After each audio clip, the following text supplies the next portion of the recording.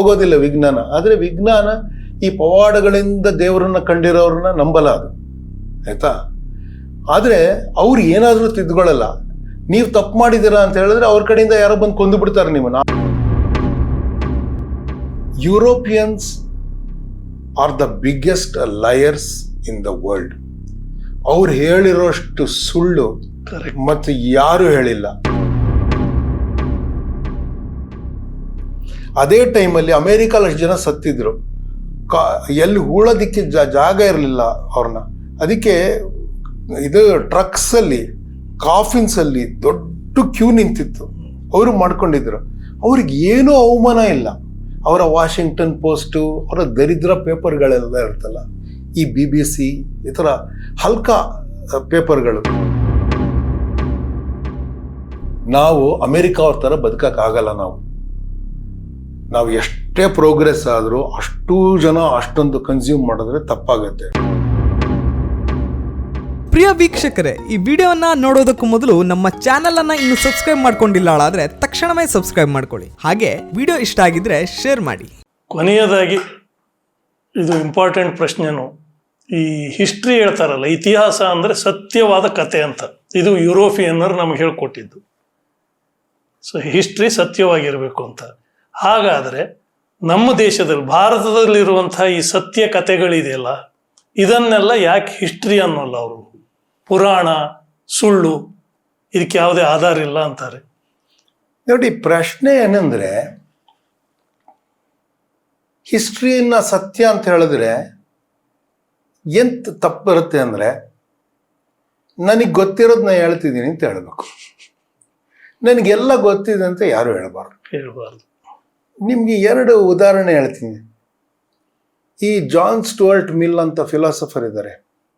ಅವ್ರ ತಂದೆ James mill ಅಂತ. ಅವರು the history of British India ಅಂತ ಒಂದು ಪುಸ್ತಕ ಬರೆದಿದ್ದಾರೆ. ನಾನು ಅದನ್ನ ಓದಿಲ್ಲ, ನಾನು ಸ್ವಲ್ಪ ಓದಿದ್ದೀನಿ, ಅಸಹ್ಯವಾಗಿದೆ ಅದು ಪುಸ್ತಕ. ಅದರ ಮುನ್ನುಡಿಯಲ್ಲಿ ಅವರು ಬರೀತಾರೆ. ಅವರು this is the best history of India because it is not been contaminated by any contact with an Indian ಅಂತ ಬರೆದಿದ್ದಾರೆ. ಇಂಡಿಯಾಗೆ ಬರ್ದೇನೆ, ಇಂಡಿಯನ್ಸ್ನ ಮೀಟ್ ಮಾಡ್ದೇನೆ ಅಲ್ಲೇ ಕೂತ್ಕೊಂಡು ಅವರು ಹಿಸ್ಟ್ರಿ ಬರೆದಿದ್ದಾರೆ. ಅದನ್ನು Macaulay, this the greatest work I read in my life. It's the greatest work after decline and fall of the Roman empire ಅಂತ ಮೆಕಾಲೆ ಹೇಳಿದ್ರು. ಮೆಕಾಲೆನೇ ಇಂಗ್ಲೀಷ್ ಲ್ಯಾಂಗ್ವೇಜು ಇಂಡಿಯಾಗೆ ತಂದು ಕೊಟ್ಟಿದ್ದು, ಹೇರಿದ್ದು ಇಂಗ್ಲೀಷ್ನ ಇಂಡಿಯಾ ಮೇಲೆ. ಅಂದರೆ ಅವ್ರು ಬರೆದಿದ್ದನ್ನು ಅವರು ಬೆಸ್ಟ್ ಹಿಸ್ಟ್ರಿ ಅಂತ ಹೇಳ್ತಾ ಇದ್ರು. ಅದು ಬೆಸ್ಟ್ ಹಿಸ್ಟ್ರಿ ಅಂತ ಅವರವರೇ ಯಾರು ಹೇಳ್ತಾ ಇದ್ರು. ನಾವು ಅದನ್ನು ಹೇಳೋದು ಮೂರ್ಖತನ ಅಂತ ಹೇಳ್ತೀನಿ. ಓಕೆ, ಎರಡನೇದು ಏನು ಹೇಳ್ತೀನಿ ಅಂದರೆ, ಯಾರು ಪರ್ಫೆಕ್ಟ್ ಹಿಸ್ಟ್ರಿ ಬರೆಯೋಕ್ಕಾಗಲ್ಲ. ಅವ್ರು ತಿಳಿದಿದ್ದನ್ನ ಹೇಳ್ಬೋದು, ಅದರ ಆ ಫ್ಯಾಕ್ಟ್ಸನ್ನು ಇಟ್ಕೊಂಡು ಅವರೊಂದು ವ್ಯಾಖ್ಯೆ ಮಾಡ್ಬೋದು. ಅವ್ರಿಗೆ ಎಕ್ಸ್ಟ್ರಾ ಬೇರೆ ಫ್ಯಾಕ್ಟ್ ಬಂದರೆ ಸೈನ್ಸಲ್ಲಿ ತಿದ್ಕೊಳ್ಳೋಕ್ಕಾಗತ್ತೆ. See, history is a subject of ಇದು humanities. Humanities is a flawed branch of human exploration. ಯಾಕೆ ಅಂದರೆ ಫ್ಲಾಟ್ ಅರ್ತ್ ಸೊಸೈಟಿ ಅಂತ ಯಾವಾಗ ಇಟ್ಕೊಂಡಿದ್ರು, ಈಗಲೂ ಕೆಲವರು ಹೇಳ್ಕೊಂಡು ಓಡಾಡ್ತಾ ಇರ್ತಾರೆ ಆ ಥರ. ಮತ್ತು ದೇವರು ಇದ್ದಾನೆ ಅಂತ ಪವಾಡಗಳಿಂದ ತಿಳ್ಕೊಂಡವ್ರು ಇರ್ತಾರಲ್ಲ, ಅದನ್ನ ವಿಜ್ಞಾನ ನಂಬೋದಿಲ್ಲ, ಸಪೋರ್ಟ್ ಮಾಡೋದಿಲ್ಲ. ಅದರ ತಂಟೆಗೆ ಹೋಗೋದಿಲ್ಲ ವಿಜ್ಞಾನ. ಆದರೆ ವಿಜ್ಞಾನ ಈ ಪವಾಡಗಳಿಂದ ದೇವರನ್ನ ಕಂಡಿರೋರನ್ನ ನಂಬಲ್ಲ ಅದು, ಆಯ್ತಾ. ಆದರೆ ಅವ್ರು ಏನಾದರೂ ತಿದ್ಕೊಳ್ಳಲ್ಲ. ನೀವು ತಪ್ಪು ಮಾಡಿದ್ದೀರಾ ಅಂತ ಹೇಳಿದ್ರೆ ಅವ್ರ ಕಡೆಯಿಂದ ಯಾರೋ ಬಂದು ಕೊಂದು ಬಿಡ್ತಾರೆ ನಿಮ್ಮನ್ನು. ಆ ಥರ ಸಾಧ್ಯತೆ ಇರುತ್ತೆ. ಈ ರಿಲಿಜಿಯಸ್ ಪೀಪಲ್, ಫ್ಯಾನೆಟಿಕ್ಸ್ ಇರ್ತಾರಲ್ಲ, ಅವ್ರು ಏನು ಬೇಕಾದ್ರೂ ಮಾಡ್ತಾರೆ. ಅಂದರೆ ಆ ಕಡೆಯವರು ಈ ಕಡೆಯವರು ಅಂತಾರೆ. ಯಾವ ರಿಲಿಜಿಯಸ್ ಫ್ಯಾನೆಟಿಕ್ ಆದರೂ ಅಷ್ಟೇ, ಅವ್ರ ರಿಲಿಜನ್ಗೆ ನೀವೇನಾದ್ರು ಮಾಡಿದ್ರೆ ಅವರು ಬಂದೂಕು ಇಟ್ಕೊಳ್ಳೋದು, ಕತ್ತಿ ಇಟ್ಕೊಳ್ಳೋದು ಮಾಡೇ ಮಾಡ್ತಾರೆ ಅವರು. ಅದು ಅವರಲ್ಲಿ ಎಕ್ಸ್ಟ್ರೀಮಿಸ್ಟ್. ಸೈನ್ಸಲ್ಲಿ ಹಂಗಲ್ಲ. ಐನ್ಸ್ಟೈನ್ ಮಾಡಿದ್ದನ್ನು ತಪ್ಪು ಅಂತ ಹೇಳ್ಕೊಂಡು ಅವನು ಯಾರೋ ಇನ್ನೊಬ್ಬ ಬಂದು, ಆರ್ಥರ್ ಎಡಿಂಗ್ಟನ್ ಅನ್ನೋನು ಬಂದು ಪ್ರೂವ್ ಮಾಡೋವರೆಗೂ ಅವ್ರದ್ದು ಇದು ಸ್ಪೇಸ್ ವಿಲ್ ಬೆಂಡ್, ಅದನ್ನ ಲೈಟ್ ಬೆಂಡ್ ಅರೌಂಡ್ ಸ್ಪೇಸ್, ಅದನ್ನ ನಾವು ಯಾರನ್ನಾರು ಪ್ರಶ್ನೆ ಮಾಡಬಹುದು ಸೈನ್ಸಲ್ಲಿ, ವಿಜ್ಞಾನದಲ್ಲಿ, ಗೊತ್ತಾ. ಇದು ಹಿಸ್ಟ್ರಿಯಲ್ಲಿ ಸೈನ್ಸ್ ಇರೋದಿಲ್ಲ. ಹಿಸ್ಟ್ರಿಯಲ್ಲಿ ಸಬ್ಜೆಕ್ಟಿವ್ ಐಡಿಯಾ ಇರುತ್ತೆ. ನಾನು ಫ್ಯಾಕ್ಟ್ಸ್ ಇಟ್ಕೊಂಡೇ ಬರ್ತಿದ್ದೀನಿ ಅಂದರೆ ನೀವು ಎಲ್ಲ ಫ್ಯಾಕ್ಟ್ಸ್ ಇಟ್ಕೊಂಡು ಬರೆದಿರಲ್ಲ. ನೀವು ಫ್ಯಾಕ್ಟ್ಸ್ ಎಲ್ಲಿ ಹುಡ್ಕೋಕೆ ಹೋಗ್ತಿರತ್ತಲ್ಲ, ಅದರಲ್ಲಿ ನಿಮ್ಗೆ ಗೊತ್ತಾಗುತ್ತೆ. ಬ್ರಿಟಿಷ್ ಲೈಬ್ರರಿಗೆ ಹೋಗಿ ಪುಸ್ತಕ ರೆಫರೆನ್ಸ್ ಇಟ್ಕೊಂಡು ಬರೆದ್ರೆ ಬರೋ ಹಿಸ್ಟ್ರಿನೋ ಅಲ್ವಾ? ಹೌದೌದು. ಮೌಖಿಕದಲ್ಲಿ ಗೊತ್ತಿರೋ ಹಿಸ್ಟ್ರಿನೂ ಅದನ್ನ ನೀವು ಐತಿಹ್ಯ ಅಂದು, ಇದನ್ನ ಐತಿಹ್ಯ ಅಂದು, ಅದನ್ನ ಇತಿಹಾಸ ಅಂತಂದ್ರೆ ನೋಡಿ, ಅವ್ರಿಗೆಲ್ಲ ಕಷ್ಟ ಬಿದ್ದಿದೆ. ಕಷ್ಟ ಯಾಕೆ ಬಂದಿದೆ ಅಂದ್ರೆ ಈ ಸೋಷಿಯಲ್ ಮೀಡಿಯಾದಿಂದ. ಸೋಷಿಯಲ್ ಮೀಡಿಯಾದಿಂದ ಮೂಲೆಗೆ ಯಾರೋ ಹಿಸ್ಟೋರಿಯನ್ ಹುಟ್ಕೊಂಡ್ಬಿಟ್ಟು ಏನೇನೋ ಹೇಳ್ತಾ ಇರ್ತಾರೆ. ಇವರೆಲ್ಲ ನೋಡಿ, ನಮ್ಮ ಬರೀ ಹಿಸ್ಟ್ರಿ ಬರೆಯೋರ್ದು ಅಷ್ಟೇ ಅಲ್ಲ, ಅವ್ರ ಅಭಿಮಾನಿಗಳು ಇರ್ತಾರಲ್ಲ, ಹೌದು. ಅವರು ನೀವು ಇದೆಲ್ಲ ನನಗೆ ಬೇರೆ ಗೊತ್ತು ಅಂತಂದ್ರೆ ಅದು ಸುಳ್ಳು ಅಂತ ಹೇಳೋದಕ್ಕೇನೆ ಗ್ಯಾಂಗ್ ಬರ್ತಾರ ಅವರು. ಬಟ್ ಈ ಸೋಷಿಯಲ್ ಮೀಡಿಯಾ ಏನ್ ಮಾಡ್ಬಿಟ್ಟಿದೆ, ಲೆವೆಲ್ ಪ್ಲೇಯಿಂಗ್ ಫೀಲ್ಡ್ ಮಾಡಿದೆ. ಅದು ಯಾರು ಏನ್ ಬೇಕಾದ್ರೂ ಬರಿಬೋದು, ಯಾರು ಯಾವ್ದು ಏನೇನಾದ್ರೂ ನಂಬೋದು. ನೀವು ಹಂಗ್ ಮಾಡೋಂಗಿಲ್ಲ ಅಂತ ಹೇಳಂಗೇ ಇಲ್ಲ. ನೀವಿದು ಕಟ್ಕೊಟ್ಟಿರೋದು ಸುಳ್ಳಿದು. ನೀವು ಯಾರ ಹಿಸ್ಟ್ರಿನೂ ಸತ್ಯ ಇರೋದಿಲ್ಲ. ಅವರು ಯಾವಾಗ ಸತ್ಯ ಇರುತ್ತೆ ಅಂದ್ರೆ ಅಮೇರಿಕಾದಲ್ಲಿ ನೀವು ಬರಕ್ ಮುಂಚೆ ಇಲ್ಲಿ ಯಾರಿದ್ರು ಅಂತ ಕೇಳಬೇಕು. ಈಗ ಅಮೇರಿಕಲ್ಲಿ ಯಾರಿದ್ದಾರೆ, ನಾವು ಬೇರೆಯವ್ರನ್ನ ಬಿಡಲ್ಲ ಅಂತ ಯಾರು ಹೇಳ್ತಾರೋ ಹೇಳೋರು ಯಾರಿದ್ದಾರೆ, ನೀವು ಬರಕ್ ಮುಂಚೆ ಇಲ್ಲಿ ಯಾರಿದ್ರು ಅಂತ ಕೇಳ್ಬೇಕು ಅವ್ರನ್ನ, ಅಲ್ವಾ? ನೀವೆಲ್ಲೆಲ್ಲಿ ಹೋಗಿದ್ದೀರಾ? ಅಮೇರಿಕಾಗೆ ಹೋಗಿದ್ದೀರಾ, ನ್ಯೂಜಿಲೆಂಡ್ಗೆ ಹೋಗಿದ್ದೀರಾ, ಹೇಳದ್ನಲ್ಲ ಲಿಸ್ಟು, ಎಲ್ಲ ಕಡೆ ಹೋಗಿದ್ದೀರಲ್ಲ ನೀವು ಹೋದಾಗ ಅಲ್ಲಿ ಮೂಲ ಜನರು ಯಾರಿದ್ರು ಅವ್ರು ನಿಮ್ಗೆ ಹಂಗೆ ಹೇಳ್ಬೋದ ಇವಾಗ ಕಟ್ಕೊಂಡು ವಾಪಸ್ ಹೋಗಿ ಅಂತ? Europeans are the biggest liars in the world. ಅವ್ರು ಹೇಳಿರೋಷ್ಟು ಸುಳ್ಳು ಮತ್ತು ಯಾರು ಹೇಳಿಲ್ಲ. ಅವ್ರದ್ದು Europeans unique and great contribution to the world is science.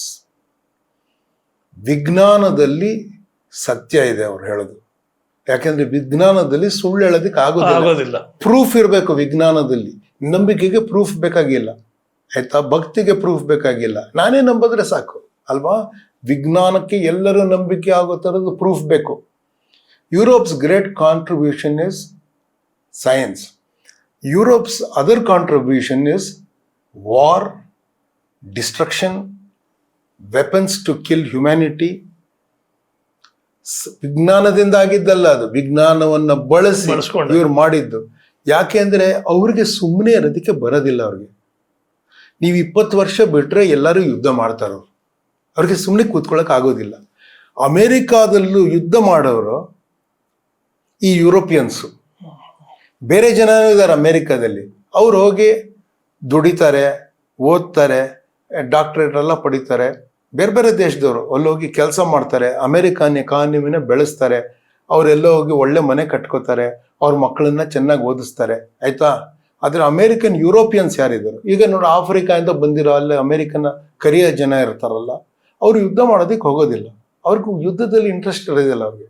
ಆದ್ರೆ ಈ ಯುರೋಪಿಯನ್ ಅವ್ರಿಗೆ ಯುದ್ಧದಲ್ಲಿ ಇಂಟ್ರೆಸ್ಟ್ ಇರುತ್ತೆ. ಯಾವಾಗೂ ಯುದ್ಧ ಮಾಡೋದನ್ನೇ ಆಲೋಚನೆ ಮಾಡ್ತಾ ಇರ್ತಾರೆ ಅವರು. ಅವ್ರು ಹೇಳಿರೋಷ್ಟು ಸುಳ್ಳು ಇನ್ನು ಯಾರು ಹೇಳೋದಕ್ಕೆ ಸಾಧ್ಯ ಇಲ್ಲ. They have done the greatest atrocities in the world. They have done the biggest killings in the world. ಅವರಿಂದ ನನ್ನ ಮಕ್ಕಳಿಂದ ನಾವು ಕಲಿಬೇಕೇನ್ರಿ? ನಾವು ಸತ್ಯ ಯಾವ್ದಿರುತ್ತೆ, ಯಾವ್ದು ಅಸತ್ಯ ಅಂತ. ಅವ್ರನ್ನ ಸುಮ್ಮನೆ ಇರೋದಕ್ಕೆ ನಮಗೆ ಹೇಳಕ್ಕೆ ಬರ್ತಾ ಇದೆ ಇವಾಗ. ನಾನು ಅದಕ್ಕೆ ಮೋದಿ ಸರ್ಕಾರವನ್ನ, ಅವರ ಜಯಶಂಕರ್ನ ನಾನು ಯಾಕೆ ಹೊಗಳ್ತೀನಿ ಅಂದ್ರೆ, ಅವರಿಗೆ ಸುಮ್ಮನೆ ಇರಿ ಅಂತ ಹೇಳೋದಕ್ಕೆ ಬರುತ್ತೆ. ನಾನು ಒಂದ್ಸತಿ ಸ್ವೀಡನ್ಗೆ ಹೋದಾಗ ಇದನ್ನ ಹೇಳಿದೆ.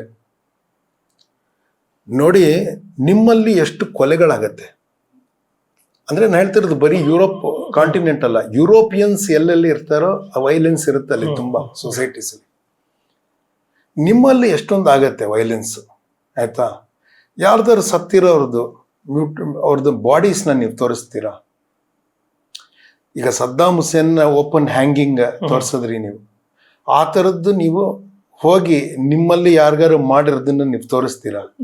ನಿಮ್ಮ ಪತ್ರಿಕೆಯಲ್ಲಿ ಒಂದು ವೈಟ್ ಪರ್ಸನ್ಸ್ ಡೆಡ್ ಬಾಡಿನ ನೀವು ತೋರಿಸ್ತೀರಾ? ಜಗತ್ತಿಂದೆಲ್ಲ ತೋರಿಸ್ತೀರಾ? ನಮ್ದು ಕೋವಿಡ್ ಆದಾಗ ಇಲ್ಲಿ ಇದು ಬಾಡೀಸ್ ಸುಡ್ತಾ ಇರೋದಿತ್ತಲ್ಲ, ಅದೇ ಟೈಮಲ್ಲಿ ಅಮೇರಿಕಲ್ಲಿ ಅಷ್ಟು ಜನ ಸತ್ತಿದ್ರು. ಎಲ್ಲಿ ಹೂಳೋದಿಕ್ಕೆ ಜಾಗ ಇರಲಿಲ್ಲ ಅವ್ರನ್ನ. ಅದಕ್ಕೆ ಇದು ಟ್ರಕ್ಸಲ್ಲಿ, ಕಾಫಿನ್ಸಲ್ಲಿ ದೊಡ್ಡ ಕ್ಯೂ ನಿಂತಿತ್ತು. ಅವರು ಮಾಡ್ಕೊಂಡಿದ್ರು. ಅವ್ರಿಗೆ ಏನೂ ಅವಮಾನ ಇಲ್ಲ. ಅವರ ವಾಷಿಂಗ್ಟನ್ ಪೋಸ್ಟು, ಅವರ ದರಿದ್ರ ಪೇಪರ್ಗಳೆಲ್ಲ ಇರ್ತಲ್ಲ, ಈ BBC ಈ ಥರ ಹಲ್ಕ ಪೇಪರ್ಗಳು, ಬ್ರಾಡ್ಕಾಸ್ಟಿಂಗು, ಅವ್ರಿಗೆ ಏನು ಒಂದು ಕಿಂಚಿತ್ತು ಸಂಕೋಚ ಮತ್ತೆ ಅವ್ರಿಗೆ ತಮ್ಮ ಬಗ್ಗೆನೆ ಅವ್ರು ಪ್ರಶ್ನೆ ಮಾಡ್ಕೊಳ್ಳೋದಕ್ಕ ಅದು ಇಲ್ವೇ ಇಲ್ಲ, ಹೊರಟೋಗ್ಬಿಟ್ಟಿದೆ ಅವ್ರಿಗೆ. ನಾವು ಅವರಿಂದ ಏನು ಕಲಿಯೋದಿಲ್ಲ. ನಮ್ಮಲ್ಲಿ ತುಂಬ ದೊಡ್ಡ ತಪ್ಪಿದೆ ಅಂತ ನಾವೇ ಹೇಳೋಣ, ನಮ್ಮಲ್ಲಿ ದೊಡ್ಡ ತಪ್ಪುಗಳನ್ನು ತಿದ್ಕೋಬೇಕು ಅಂತಲೂ ನಾವೇ ಹೇಳೋಣ, ಅದನ್ನು ಮಾಡುವ ಪ್ರಯತ್ನವನ್ನು ನಾವೇ ಮಾಡೋಣ. ಅದನ್ನು ಮಾಡ್ಕೊಂಡು ಬಂದಿದ್ದೀವಿ, ಇನ್ನಷ್ಟು ಮಾಡ್ಬೋದು. ನಮ್ಮಲ್ಲಿ ಜಗಳ ಕಮ್ಮಿ ಇದ್ರೆ ಆಗ್ಬೋದು. ಲಾಸ್ಟ್ 2 ಹೇಳ್ತೀನಿ ರೀ ನಾನು. ನಮ್ಮಲ್ಲಿ ಇತಿಹಾಸ ಸರಿಯಾಗಿರೋದು ಅಂದರೆ ಪರ್ಫೆಕ್ಟ್ ಅಲ್ಲ, ಅದು ಸರಿಯಾಗಿರೋದು ಅಂದರೆ ಜನಕ್ಕೆ ಒಪ್ಪುವಂಥದ್ದು, ಜನಕ್ಕೆ ಒಳ್ಳೇದಾಗುವಂಥದ್ದು, ಮತ್ತು ಸತ್ಯವನ್ನು ಅರಿಯುವ ಒಂದು ಮಾರ್ಗವನ್ನು ತೋರಿಸೋದಕ್ಕಾಗೋದು if you accept 2 things. First is caste is not the problem, discrimination is the problem. ಈಗ ನೀವೊಂದು ಜಾತಿ, ನಾನೊಂದು ಜಾತಿ ಅಂತ ಇಟ್ಕೊಳ್ಳಿ. ನಾವಿಬ್ಬರು ಕೆಲಸಕ್ಕೆ ಸೇರ್ಕೊಳಕ್ಕೆ ಹೋದರೆ, ಬಾವಿಲಿ ನೀರು ಸೇದಕ್ಕೆ ಹೋದರೆ, ಒಂದು ಸಭೆಗೆ ಹೋದರೆ, ಈಕ್ವಲ್ ಆಪರ್ಚುನಿಟಿ, ಈಕ್ವಲ್ ಸ್ಥಾನಮಾನ ನಮಗೆ ಸಿಗಬೇಕು, ಈಕ್ವಲ್ ಟ್ರೀಟ್ಮೆಂಟ್ ನಮಗೆ ಸಿಗಬೇಕು. ತಾರತಮ್ಯ ಇರಬಾರ್ದು. ಇಲ್ದಿದ್ದಾಗ ನಿಮ್ಮ ಜಾತಿ ಬಗ್ಗೆ ನಿಮ್ಗೆ ಅಭಿಮಾನ ಇರಲಿ, ನನ್ನ ಜಾತಿ ಬಗ್ಗೆ ನನಗೆ ಅಭಿಮಾನ ಇರುತ್ತೆ. ನಮ್ಮ ಪದ್ಧತಿ, ನಮ್ಮ ಊಟ, ನಮ್ಮ ಆಚಾರ ವಿಚಾರ ನಮ್ಗೇನಿರುತ್ತೆ ಅದು ನಮ್ಮದು, ಅದಕ್ಕೆ ನಮಗೆ ಹೆಮ್ಮೆ ಇರುತ್ತೆ. ಅದರಲ್ಲಿ ತರ್ಕ ಇರಲ್ಲ, ಅದು ನಮ್ಮ ನಂಬಿಕೆ, ಹಂಗಿರುತ್ತದು. ನಿಮ್ಗೂ ಇರಕ್ಕೆ ಬಿಡಬೇಕು, ನನ್ನೂ ಇರಕ್ಕೆ ಬಿಡಬೇಕು. ನಮ್ಮ ತಾರತಮ್ಯ ಇರಬಾರ್ದು ನೀವು ಹೇಳ್ದಂಗೆ. ಅದಿದ್ರೆ caste is not a problem, ಅದು ವೈವಿಧ್ಯ ಆಗತ್ತಾಗ. ಬೇರೆ ಬೇರೆ ರೀತಿಯ ಅಡುಗೆ, ಬೇರೆ ಬೇರೆ ರೀತಿಯ ಮದುವೆ ಸಮಾರಂಭ, ಬೇರೆ ಬೇರೆ ರೀತಿಯ ಆಚರಣೆ ಅದೆಲ್ಲ ಇರುತ್ತಲ್ಲ, ಅದು ಮನುಷ್ಯನಲ್ಲಿರುವ ವೈವಿಧ್ಯ, ಒಂದು ಸಾಂಸ್ಕೃತಿಕ ವೈವಿಧ್ಯ ಇರುತ್ತದು, ಒಂದು ಕಲ್ಚರಲ್ ಡೈವರ್ಸಿಟಿ ಅಂತ ಅನ್ಕೋಬೋದು. But discrimination is the problem. ನೀವು ಡಿಸ್ಕ್ರಿಮಿನೇಷನ್ನ ರಿಮೂವ್ ಮಾಡಿ. ಈಗ ಎಷ್ಟೊಂದು ಕಾನೂನು ಮಾಡಿದ್ರಲ್ಲ, ಮಾಡ್ತಾ ಹೋಗಿ, ಡಿಸ್ಕ್ರಿಮಿನೇಷನ್ನ ರಿಮೂವ್ ಮಾಡಿ. ಮತ್ತು ಯಾರಿಗೆ ಹಿಂದೆ ಅನ್ಯಾಯ ಆಗಿದೆಯೋ, ಯಾರು ಶೋಷಿತರು ಅಂತ ಅನಿಸುತ್ತೋ ಅವ್ರಿಗೆ ನೀವು ಪಾಸಿಟಿವ್ ಡಿಸ್ಕ್ರಿಮಿನೇಷನ್ ಮಾಡಿ, ರಿಸರ್ವೇಷನ್ ಮಾಡಿ, ಅವ್ರಿಗೆ ಫ್ರೀಶಿಪ್ ಕೊಡಿ, ಸ್ಕಾಲರ್ಶಿಪ್ ಕೊಡಿ, ಅವೆಲ್ಲ ಮಾಡಿ. ಓಕೆ, ಒಂದು ಅಂದರೆ ಡಿಸ್ಕ್ರಿಮಿನೇಷನನ್ನು ಅಡ್ರೆಸ್ ಮಾಡಿ, ಕಾಸ್ಟ್ ಲೇಬಲ್ನ ಅಡ್ರೆಸ್ ಮಾಡಬೇಡಿ. ಓಕೆ, ನಾನು ಬ್ರಾಹ್ಮಣ ಆಗಿ ಹೇಳ್ತಿಲ್ಲ, ನಾನು ಅವ್ರ ಬ್ರಾಹ್ಮಣ ಆಗಿ ನನ್ನ ದ್ವೇಷ ಮಾಡಿದ್ರೆ ನನಗೆ ಏನು ಅವರಿಂದ ನನಗೆ ಏನು 3 ಕಾಸಿನ ಪ್ರಯೋಜನ ಇಲ್ಲ ರೀ, ನಾನು ಕೇರ್ ಮಾಡೋದಿಲ್ಲ, ಆಯ್ತಾ? ಅದು ಆ ಥರ ಸ್ಥಿತಿ ನಮಗೆ ಸಿಕ್ಕಿದೆ ಇವಾಗ, ನಾವು ಕೇರ್ ಮಾಡಬೇಕಾಗಿದೆ. ಎರಡನೇದೇನು ಹೇಳ್ತೀನಿ ಅಂದರೆ, poverty is A necessity in India, but poverty should not mean deprivation.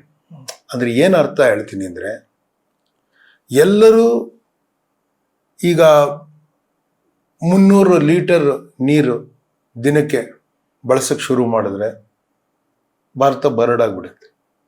ಅಷ್ಟನ್ನು ನೀರು ಕೊಡೋಕ್ಕಾಗಲ್ಲ ಎಲ್ಲರಿಗೂ. ನಾವು ರೀಸೈಕಲ್ ಮಾಡಬೇಕು. ನಮ್ಮ ಹತ್ರ ಇಷ್ಟೇ ರಿಸೋರ್ಸಸ್, ತುಂಬ ವರ್ಲ್ಡ್ಸ್ ಹೈಯೆಸ್ಟ್ ಪಾಪ್ಯುಲೇಷನ್ ಇದೆ, ಇಷ್ಟೇ ಲ್ಯಾಂಡ್ ಇರೋದು. 1/3 ಆಫ್ ಅಮೇರಿಕಾ ಅಷ್ಟೇ ಲ್ಯಾಂಡ್ ಇರೋದು ನಮ್ಮ ಹತ್ರ, 4 times ದ ಪಾಪ್ಯುಲೇಷನ್. ನಾವು ಅಮೇರಿಕಾ ಅವ್ರ ಥರ ಬದುಕೋಕ್ಕಾಗಲ್ಲ. ನಾವು ಎಷ್ಟೇ ಪ್ರೋಗ್ರೆಸ್ ಆದರೂ ಅಷ್ಟೂ ಜನ ಅಷ್ಟೊಂದು ಕನ್ಸ್ಯೂಮ್ ಮಾಡಿದ್ರೆ ತಪ್ಪಾಗತ್ತೆ. ನೀವು ಅದಕ್ಕೆ ಟ್ಯಾಕ್ಸ್ ಮಾಡೋದನ್ನ ಕನ್ಸಂಪ್ಷನ್ಗೆ ನೀವು ಟ್ಯಾಕ್ಸ್ ಮಾಡಬೇಕು. ಯಾರು ಜಾಸ್ತಿ ಬಳಸ್ಕೊಳ್ತಾರೋ ರಿಸೋರ್ಸಸ್ನ ಅವ್ರಿಗೆ ಜಾಸ್ತಿ ಟ್ಯಾಕ್ಸ್ ಹಾಕಿ. ಅದಕ್ಕೆ ಇಂಡೈರೆಕ್ಟ್ ಟ್ಯಾಕ್ಸ್ ಇಸ್ ಬೆಟರ್. ನೀವು GSTನ ಈಗ ಲಕ್ಸುರಿಯಸ್ ಐಟಮ್ಸ್ ಮೇಲೆ ಜಾಸ್ತಿ ಇಡೋದು ಒಳ್ಳೇದು. ಎಲ್ಲಾನು ಈಕ್ವಲ್ ಮಾಡಬೇಕು. ಸಿಂಗಪೂರಲ್ಲಿ ಮಾಡಿದ್ರೆ ನೀವು ಸಿಂಗಪೂರ್ ಥರ ಅಲ್ಲ ರೀ ಈ ದೇಶ, ಇಲ್ಲಂಗೆ ಮಾಡೋಕ್ಕಾಗಲ್ಲ. ಅಂದರೆ ನಾನು ಇಕನಾಮಿಕ್ ಎಕ್ಸ್ಪರ್ಟ್ ಅಲ್ಲ, ಪ್ರಿನ್ಸಿಪಲ್ ಹೇಳ್ತಾ ಇದ್ದೀನಿ. ನಮಗೆ ಪಾವರ್ಟಿ ಇರಬೇಕು, ಆದರೆ ಎಲ್ಲರಿಗೂ ಬೇಸಿಕ್ ನೀಡ್ ನೀವು ಕೊಡಬೇಕು. ಎಲ್ಲರಿಗೂ ಬೇಸಿಕ್ ನೀಡ್ ಕೊಡಬೇಕು ಅಂದರೆ ಅವ್ರಿಗೆ ಎಷ್ಟು ಪೌಷ್ಟಿಕ ಆಹಾರ ಬೇಕೋ ಅಷ್ಟು ಕೊಡಬೇಕು. ಎಲ್ಲ ಮಗುವಿಗೂ ಅಟ್ಲೀಸ್ಟ್ 12ನೇ ಕ್ಲಾಸ್ವರೆಗೂ ನೀವು ಸ್ಟ್ಯಾಂಡರ್ಡ್ ಸೇಮ್ ಎಜುಕೇಷನ್ ಕೊಡಬೇಕು. ಒಬ್ಬರಿಗೆ ಮದ್ರಾಸ ಎಜುಕೇಷನ್ನು, ಒಬ್ಬರಿಗೆ ಸಂಸ್ಕೃತ ಪಾಠಶಾಲೆ ಎಜುಕೇಷನ್, ಅದು ಎಜುಕೇಷನ್ ಅಲ್ಲ. ಎಜುಕೇಷನ್ ಅಂದರೆ ಅವರು ಒಂದು ಕಂಟೆಂಪ್ರರಿ ಸೊಸೈಟಿ, ಈಗಿನ ಸಮಾಜಕ್ಕೆ, ಭವಿಷ್ಯದ ಸಮಾಜಕ್ಕೆ AI, robot, machine learning, software to Web 3 ಈ ಥರ ಇರೋ ಒಂದು ಸಮಾಜದಲ್ಲಿ ಅವರಲ್ಲಿ ಹೇಗೋದಕ್ಕೆ, ಬದುಕೋದಕ್ಕೆ, ಅವರು ಪ್ರಾಸ್ಪರ್ ಆಗೋದಕ್ಕೆ, ಬೆಳೆಯೋದಕ್ಕೆ ಅವ್ರಿಗೆ ಸಾಧ್ಯ ಆಗಬೇಕು. ಆ ಥರದ ಎಜುಕೇಷನ್ ಎಲ್ಲ ಮಕ್ಕಳಿಗೂ ಕೊಡಬೇಕು. ನೀವು ಸಂವಿಧಾನ ಹೆಂಗ್ ಬೇಕಾದ್ರೆ ತಿದ್ಕೊಳ್ಳೋದಕ್ಕೆ, ಆಯ್ತಾ? ನೀವು ಅದನ್ನು ಮಾಡಬೇಕು. ಅದು ಅದನ್ನ ನೀವು ಆಮೇಲೆ ನೀವು ಅದು ಅವ್ರಿಗೆ ಸಾಕಷ್ಟು ಕರೆಂಟ್ ಕೊಡಬೇಕು, ಮನೆಗೆ ಅವ್ರಿಗೆ ಸೇಫಾಗಿ ಟ್ರಾನ್ಸ್ಪೋರ್ಟ್ ಇರೋದು ಮಾಡಬೇಕು, ಒಳ್ಳೆ ಶುದ್ಧ ಕುಡಿಯೋ ನೀರು ಕೊಡಬೇಕು, ಈ ಥರದ್ದು ಬೇಸಿಕ್ ನೀಡ್ಸ್ ಕೊಡಬೇಕು. ಅದ್ರ ಮೇಲೆ ನೀವು ಸ್ಪರ್ಧೆ ಬಿಡಿ, ಒಂದೊಂದು ಪ್ರತಿಭೆಗೆ ಬೆಳೆಯೋದಕ್ಕೆ ಬಿಡಿ. ನೀವು ಅಲ್ಲಿವರೆಗೂ ಬಿಟ್ಟ ಮೇಲೆ ಅವ್ರಿಗೆ ದೊಡ್ಡ ಟ್ಯಾಕ್ಸ್ ಹಾಕಿ, ಎಷ್ಟು ಸಂಪಾದನೆ ಮಾಡ್ತಾರೋ ಅದ್ರ ಮೇಲೆ ಹಾಕಿ, ಆದರೆ ಅಲ್ಲಿವರೆಗೂ ನೀವು ಬೆಳೆಯೋದಕ್ಕೆ ಬಿಡಬೇಕು.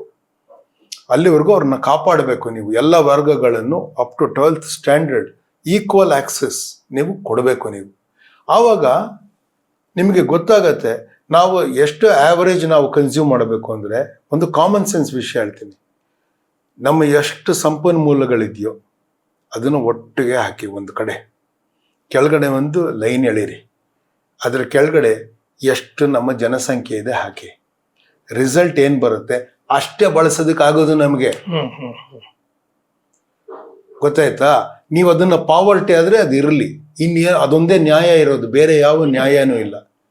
ನೀವು ಒಂದು ಕಡೆ ಸೆಕ್ಯುಲರು, ಒಂದು ಕಡೆ ಸೋಷಿಯಲಿಸ್ಟ್ ಅಂತ ಹೇಳಿ, ಸೋಷಿಯಲಿಸ್ಟೂ ಅಲ್ಲದ ಸಮಾಜ, ಸೆಕ್ಯುಲರೂ ಅಲ್ಲದ ಸಮಾಜವನ್ನು ಕಟ್ಟಿದಿರಲ್ಲ, ಅದು ಐತಿಹಾಸಿಕ ಸುಳ್ಳು. ಅದನ್ನು ಈ ಇಂಟೆಲೆಕ್ಚುಯಲ್ಸ್ ಹೇಳ್ಕೊಂಡು ಓಡಾಡ್ತಾ ಇರ್ತಾರೆ. ನಮ್ಮ ಸುಪ್ರೀಂ ಕೋರ್ಟ್ ಕೂಡ ಆ ಥರದ್ದು ಅಷ್ಟು ಮಟ್ಟಿಗೆ ಸತ್ಯವಲ್ಲದ ವಿಚಾರವನ್ನು ನಮ್ಮ ಮುಂದೆ ತಂದಿಟ್ಟಿದೆ.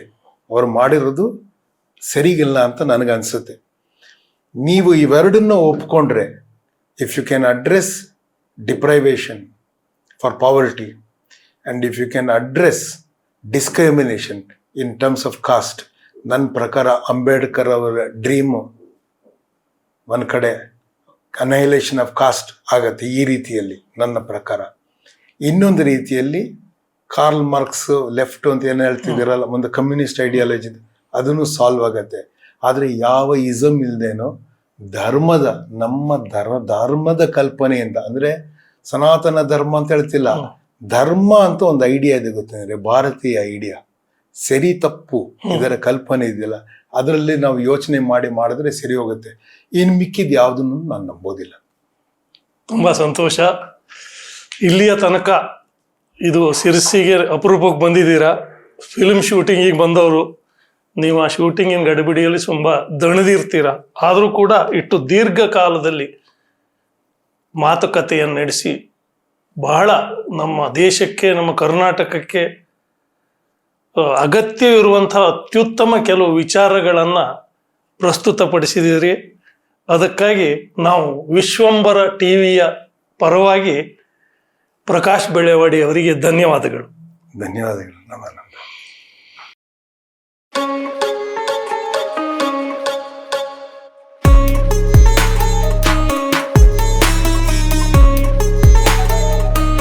ವೀಕ್ಷಕ ಮಹಾಪ್ರಭುಗಳೇ, ನಮ್ಮ ಚಾನಲ್ ಅನ್ನು ಸಬ್ಸ್ಕ್ರೈಬ್ ಮಾಡಿ, ಶೇರ್ ಮಾಡಿ, ಪ್ರೋತ್ಸಾಹಿಸಿ.